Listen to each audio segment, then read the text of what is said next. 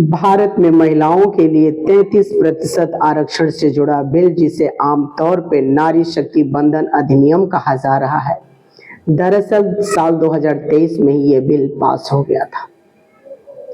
यह बिल लोकसभा में 20 सितंबर 2023 को पारित हुआ और राज्यसभा में 21 सितंबर 2023 को पास हो गया। बाद में राष्ट्रपति की मंजूरी मिल गई और यह कानून बन गया। इस कानून का उद्देश्य है कि लोकसभा और राज्य विधानसभाओं में महिलाओं को 33% सीटों पर आरक्षण सुनिश्चित कराए।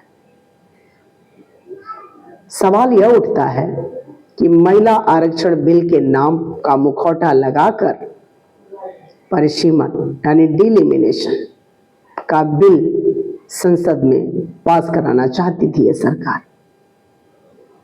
लेकिन मैं धन्यवाद देती हूं अपने नेता आदरणीय श्री अखिलेश यादव जी का और उन हर एक स्वरों का जो इस स्वर में शामिल हुआ और भारत के संविधान की मान, शान, आन, बान, एकता और अखंडता को सुनिश्चित किया और ये बिल सिरे से खारिज हुआ।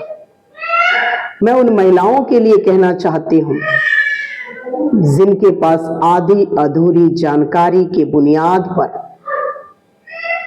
हमारे लखनऊ कार्यालय समाजवादी पार्टी की गेट पर सिर्फ 7 महिलाएं बैठकर हमारे नेता का विरोध किया, मुर्दाबाद का नारा भी लगाया।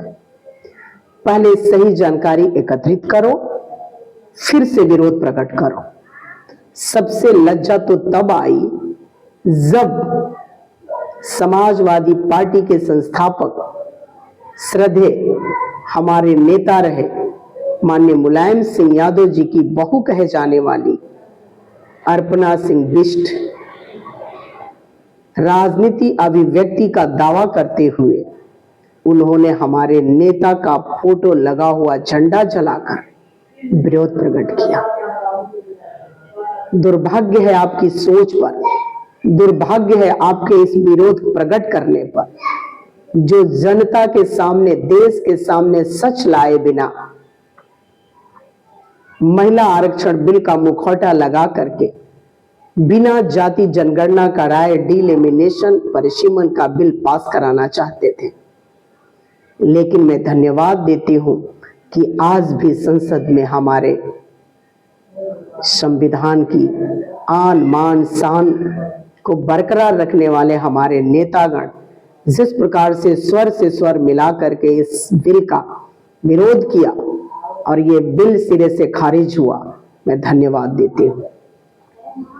दरअसल मैं जहां तक इस बारे में समझ पा रही हूं कि हमारे देश में आज वर्तमान में 543 लोकसभा सीटें हैं और 543 यानी 543 और इतने सीटों पे इनको 33% महिला आरक्षण सीटें पर चुनाव लड़ानी है। अगर 33% आरक्षण देते हैं तो इनको अपनी सीटों से हाथ धोना पड़ेगा। इसलिए इनकी चालाकी और इनकी गलत मंशा कि हम चुपके से महिला मुखौटा को लगा करके डिलिमिनेशन का बिल, परिसीमन का बिल लोकसभा में पास कराएंगे और अपने मन मर्जी से चुनाव कराएंगे।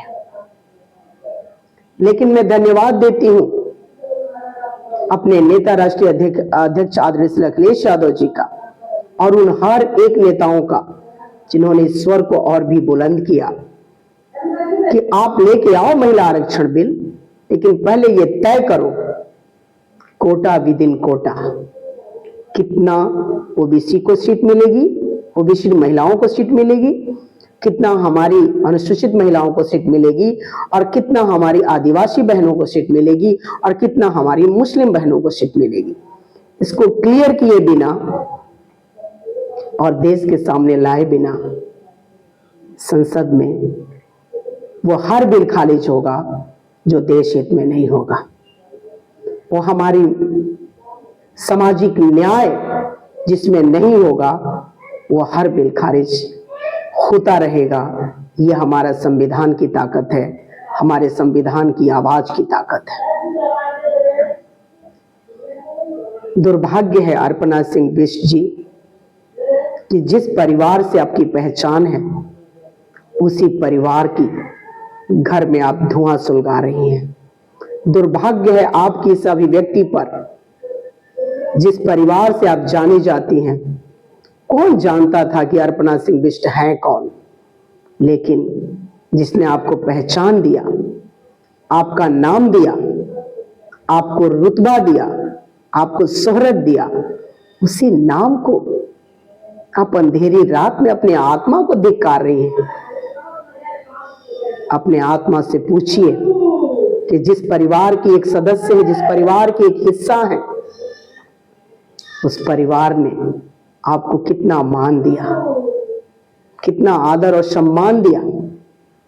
आपको मालूम होना चाहिए कि जिस झंडे को आपने जलाई है न उस देश की पीढ़ी परिवार की एक शान है, आन बान शान है। समाजवादी विचारधारा एक साधारण विचारधारा नहीं है।